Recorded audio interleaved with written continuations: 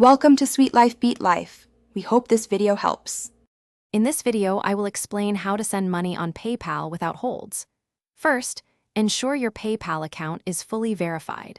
This means linking and confirming your bank account and at least one debit or credit card.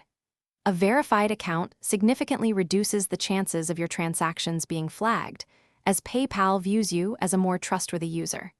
Completing this initial step is crucial for smooth and uninterrupted money transfers. Secondly, consistently use established and verified funding sources for your transactions. Using an unlinked bank account or a newly added card for a significant transfer can trigger security reviews. Always make sure your primary funding methods, like your bank account and debit card, are confirmed and frequently used. This consistency helps PayPal recognize your usual transaction patterns, which contributes to faster processing and fewer holds. Next, always select the correct transaction type for your payment. For personal transfers to friends or family, specifically choose the friends and family option. If you are paying for goods or services, it is vital to select the goods and services option and include detailed descriptions. For larger transactions, consider adding a brief, clear note explaining the payment's purpose.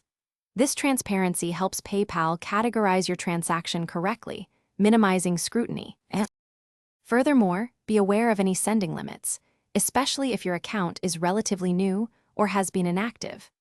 PayPal often places initial caps on transaction amounts to prevent fraud.